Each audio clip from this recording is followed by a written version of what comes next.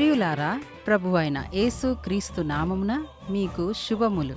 TWT Telugu జీవజలం కార్యక్రమానికి మిమ్మును ప్రేమపూర్వకంగా ఆహ్వానిస్తున్నాము. రండి, పరిశుద్ధ దేవుని వాక్యాన్ని ధ్యానం చేద్దాం.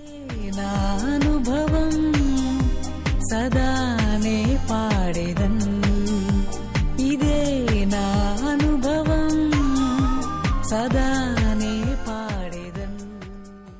ముందుగా చిన్న ప్రార్థన చేసుకుని దేవుని సహాయాన్ని కోరుకుందాం. ప్రార్థన. ప్రేమగల తండ్రి, మీ పరిశుద్ధమైన వాక్యాన్ని ధ్యానిస్తూ ఉన్నాం. శ్రేష్టమైన మీ వాక్యాన్ని వినటానికి ఇచ్చిన సమయాన్ని బట్టి మిమ్మును స్తుతిస్తూ ఉన్నాం.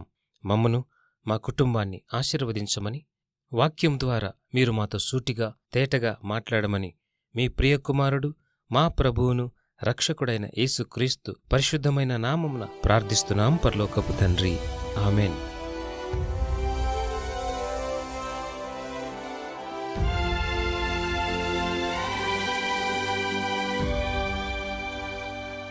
ప్రియ శ్రోతలు, ఈ దినాన మనం ధ్యానించబోయే అంశం చర్చ్, సంఘము.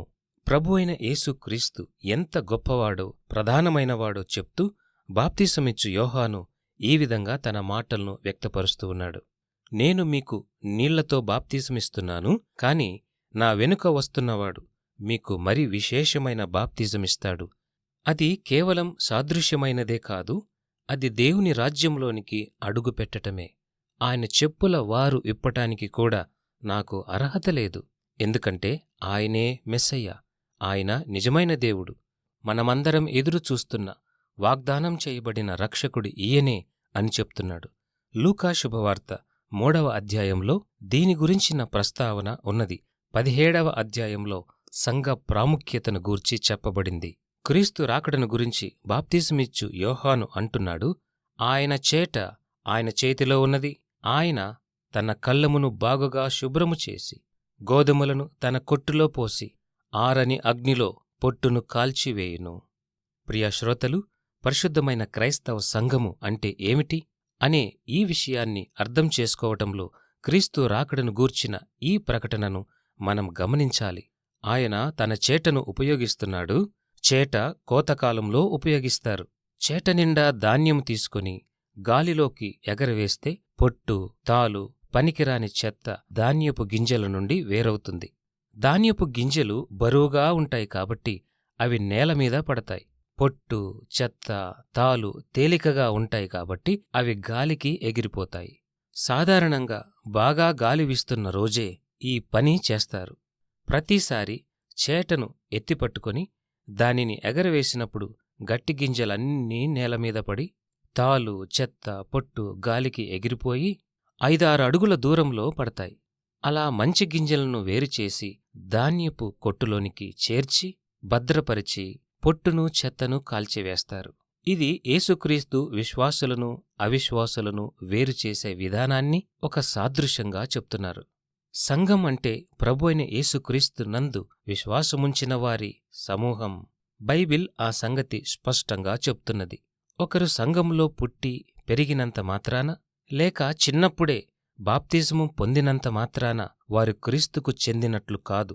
ఒక క్రైస్తవుడుగా ఉండాలంటే చర్చికి వెళ్లాల్సిందేనా అని కొంతమంది అడుగుతూ ఉంటారు. వాళ్ళ భావన ఏమిటంటే చర్చికి వెళ్లకుండానే క్రైస్తవులుగా ఉండిపోవచ్చు అని అనుకుంటూ ఉంటారు. దీన్ని కొంచెం పరిశీలన చేద్దాం. నువ్వు చర్చికి వెళుతున్నావు కాబట్టి నువ్వు క్రైస్తవుడవే అని అనుకునేవాళ్లు చాలామంది మన చుట్టూ ఉన్నారు. ఇది ఏమాత్రం సరియైనది కాదు. సంఘంలో చాలామంది వేషధారులున్నారు. అలవాటు ప్రకారం ఆదివారం కాబట్టి మందిరానికి వెళ్ళాలి అనుకునేవాళ్లూ ఉన్నారు. వీళ్లు ఏమాత్రం దేవునికి తమ హృదయాన్ని ఇచ్చినవారు కారు. నాకెప్పుడూ ఒక మాట గుర్తుకొస్తూ ఉంటుంది. రోజంతా గ్యారేజీలో ఉన్నంత మాత్రాన నువ్వు కారు కాబోవు కదా. ఇక్కడ నేను చెప్పేదేమిటంటే, కేవలం మందిరానికి వెళ్లటం కాదు, దేవునికి నీ హృదయాన్ని అర్పించి ఆయన కోసం సమర్పణతో బ్రతకటమే కావాలి. కనుక నిజమైన క్రైస్తవుని గుర్తింపు ఏమిటి? క్రైస్తవులు అనే మాట మొట్టమొదటిసారిగా అంతియోకయలో వాడబడింది. సంఘానికి హింస మొదలైంది. శిష్యులంతా చెదిరిపోయారు. వాళ్లలో కొంతమంది అంతియోకయకు వెళ్లారు. వాళ్లను చూసిన వాళ్ళు, వీళ్ళు క్రీస్తు వెంబడి వెళుతున్నారు గనుక వీళ్ళు క్రైస్తవులు అని వెటకారంగా పెట్టిన పేరది. కాబట్టి క్రైస్తవులు అంటే క్రీస్తును వెంబడించేవాళ్లు అనే అర్థం వచ్చింది. వాళ్ళు దాన్ని వ్యంగ్యంగానూ వికృతార్థంతో ఆ మాటను చెప్తుండొచ్చు కాని యేసుక్రీస్తునందు విశ్వాసముంచిన వాళ్లు మాత్రం ఆ పేరే తమకు ఘనమైనదిగా ఎంచుకున్నారు. యేసుక్రీస్తు అనుచరులు అని పిలిపించుకోవటం, ఆయన నామాన్ని ధరించుకోవటం మనకెంతో సంతోషం. కాబట్టి క్రైస్తవులు అంటే క్రీస్తును వెంబడించేవాళ్లు, శిష్యులు అనేదే మొదటి భావం. వీరికున్నటువంటి త్యాగమేంటంటే, ప్రభు కొరకు అనగా దేవుని కొరకు మేము చావనైనా చస్తాము కాని యేసును ఎరుగము అని ఏమాత్రం చెప్పలేరు కూడా. పరిస్థితులు ఎంత క్లిష్టంగా ఉన్ననూ క్రీస్తును మాత్రం వదిలిపెట్టరు. ఇదే వారికున్న స్థిరమైన దృఢమైన సమర్పణ. యేసుక్రీస్తును వెంబడించేవారి అర్థమేంటంటే, వీళ్ళు యేసుక్రీస్తు తమ రక్షకుడని, ప్రభువని చెప్తారు. తమకు రక్షకుడు కావాలని చెప్పటం తేలికే కాని వాళ్ళు చేసే ఈ ప్రకటనలో మరో భాగం ఆయన తమకు ప్రభువు అని ప్రకటించటం. ప్రభువు అంటే సొంతదారుడని అర్థం. అంతేకాదు తమ జీవితాలను పరిపాలించేవాడు. నా జీవితంలో దశ దిశ గమ్యం ఆయనే. గమనించాలి, ఒక వ్యక్తి యేసుక్రీస్తు నా ప్రభువు, నా జీవితాన్ని ఆయనకు అర్పించాను, నేనాయనకే సొంతం, నన్ను నడిపించేవాడు ఆయనే నా రక్షకుడు, నన్ను క్షమించి నాకు నిత్యజీవమిచ్చేవాడు ఆయనే అని చెప్పినప్పుడు ఆ వ్యక్తి క్రైస్తవునిగా పరిగణించబడతాడు. ప్రియ శ్రోతలు, ఇప్పుడు మళ్ళీ ఇంతకుముందు మనం ఆలోచించేసిన ప్రశ్నకు వద్దాం. క్రైస్తవుడిగా ఉండాలంటే చర్చికి వెళ్లాలా? మామూలుగా సామాజిక అర్థంలో నేను హైందవుడను, నేను బౌద్ధుణ్ణి లేదా నేను ముస్లింను అని చెప్పుకుంటున్నట్లుగా నీవు కూడా నేను క్రైస్తవుణ్ణి అని చెప్పుకుంటున్నట్టే. గమనించాలి, అది సరి అయిన నిర్వచనం కానే కాదు. ఈ రకమైన నిర్వచనం అనేకమైన పెడార్థాలకు తావిస్తుంది. క్రైస్తవుడు అనే మాట దానిని ఉపయోగించవలసిన సరియైన భావంతో వాడితే క్రీస్తుకు తనను తాను అప్పగించుకున్న అనుచరుడు, యేసుక్రీస్తును తన ప్రభువని, రక్షకుడని ఒప్పుకుంటున్నవాడు. ఇలాంటి భావనతో కూడినటువంటి వ్యక్తి ఖచ్చితంగా క్రీస్తు యేసు యొక్క సంఘంలో సభ్యుడై ఉంటాడు. క్రమంగా మందిరానికి వెళ్లి ఆరాధన చేయటానికి, తోటి విశ్వాసులతో కలిసి సహవాసం చేయటానికి ఇష్టపడతాడు. విశ్వాసి అయిన వాడు దేవుని వాక్యానికి దగ్గరగా ఉండటానికి ఇష్టపడతాడు. అంతేకాదు తోటి విశ్వాసులతో సహవాసాన్ని కోరుకుంటాడు. ఇలాంటి వాళ్ళందరూ కలిసి కానుకలు సేకరించి ప్రపంచమంతటికి సువార్త ప్రకటించే వాళ్ళను పంపిస్తారు. కలిసి దేవుని వాక్యాన్ని ధ్యానిస్తారు. కలిసి ప్రార్థన చేస్తారు. అయితే ఒక్కొక్కసారి మందిరానికి వెళ్లటానికి వీలుకాని పరిస్థితి రావచ్చు. కొన్నిమార్లు అనారోగ్యంతో ఆసుపత్రి పాలైనప్పుడు, లోక బలహీనతతో పడకలో ఉండి లేవలేని స్థితిలో నీ ఉండవచ్చు. అలాంటప్పుడు లేచి మందిరానికి వెళ్లటం వీలుకాదు. అలాంటి పరిస్థితుల్లో మీ సంఘ కాపరి తానే ప్రభు భోజన సంస్కారాన్ని మీ దగ్గరకు తీసుకొస్తాడు. ప్రాముఖ్యంగా గమనించండి, ఆన్లైన్లోనో రేడియో లేదా టీవీ ద్వారానో దేవుని వాక్యాన్ని వినొచ్చు. కొన్నిమార్లు ప్రయాణంలో కూడా ఉంటూ ఉంటాం. ఉద్యోగ వ్యాపార కారణాల వల్ల వలస పక్షుల్లా కొన్నిమార్లు వేరే ఊరికి వెళ్ళవచ్చు. అలాంటప్పుడు వెళ్ళిన చోటే ఓ ఆరాధన మందిరాన్ని వెదుక్కుని వెళ్ళాలి, ఆరాధించాలి. నీకు పరిచయమయ్యే ఆ నూతన మందిర సహవాసంలో పాల్గొనాలి. ప్రియ శ్రోత, యేసుక్రీస్తు నీకు ప్రభువు, రక్షకుడు అని నీవు నిజంగా నమ్మినట్లయితే నీలాగే విశ్వాసముంచిన వారితో సహవాసాన్ని కోరుకుంటావు. వాక్యాన్ని అధ్యయనం చేయడం, తోటివారితో వాక్యం గురించి ధ్యానం చేయటం, చర్చించటం, మరింతగా నేర్చుకోవాలి అని తాపత్రయపడతావు. ప్రభు భోజన సంస్కారంలో పాలు పొందాలని కోరుకుంటావు. నీ పాప క్షమాపణను గూర్చిన నిశ్చయత కలిగి విశ్వాసములో బలపడాలని కోరుకుంటావు. కాబట్టి చర్చికి వెళ్లకుండా నేను క్రైస్తవుడిగా ఉండలేనా అనే ప్రశ్నకు సమాధానం ఉండలేవనే. నీవు నిజంగా దేవుని బిడ్డవైతే, నిన్ను నీవు ఆయనకు అప్పగించుకున్న వ్యక్తివైతే ఆత్మీయంగా బలపడాలని, ఎదగాలని కోరుకుంటావు. నీ విశ్వాసంలో మరింత తీవ్రమైన సమర్పణలోనికి ఎదగాలని కోరుకుంటావు. ఆయన వాక్యాన్ని మరింతగా నేర్చుకోవాలని తాపత్రయపడతావు. అంతేకాదు వాక్యాన్ని చదవటానికి ఆసక్తిని చూపిస్తావు. గమనించాలి, నీవు నిజంగా క్రైస్తవుడవైతే, సమర్పణగల శిష్యుడవైతే సంఘ ఆరాధనలో క్రమం తప్పకుండా పాల్గొనాలనే వాంఛ నీలో ఉంటుంది. ఇదే నీ గుర్తు. కనుక ఈ వాక్యాన్ని వింటున్న ప్రియ సహోదరుడా, సహోదరి, సంఘ సహవాసాన్ని, ప్రభురాత్రి భోజనాన్ని ఎన్నడూ నిర్లక్ష్యం చేయొద్దు.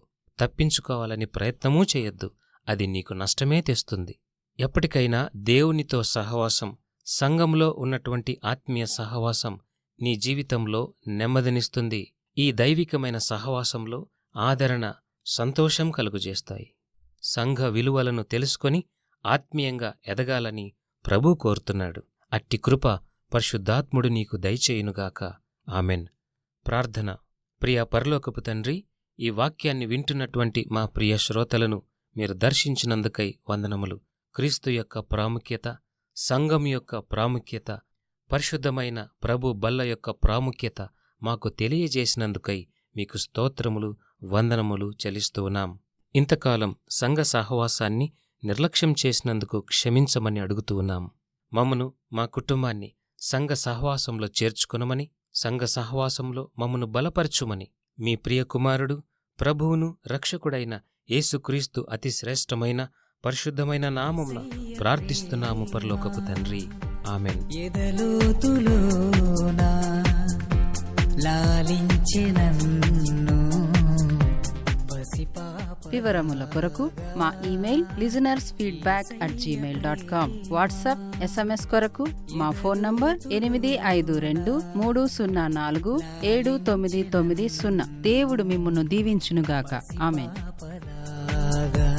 ఇదే నా అనుభవం, సదానే పాడేదన్. ఇదే నా అనుభవం, సదానే పాడేదన్. యేసయ్య ప్రేమ ఎదలోతులోన లాలించె నన్ను పసిపాపలాగా. యేసయ్య ప్రేమ.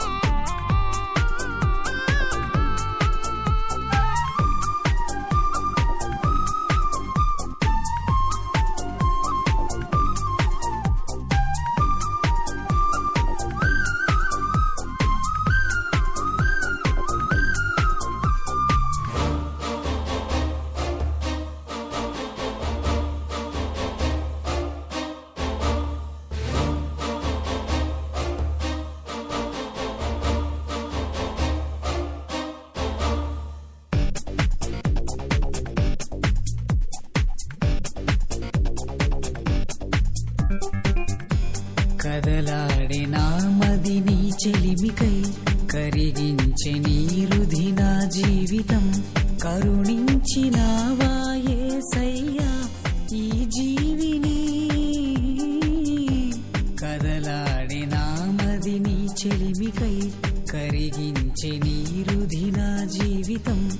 కరుణించినావా యేసయ్యా ఈ జీవిని.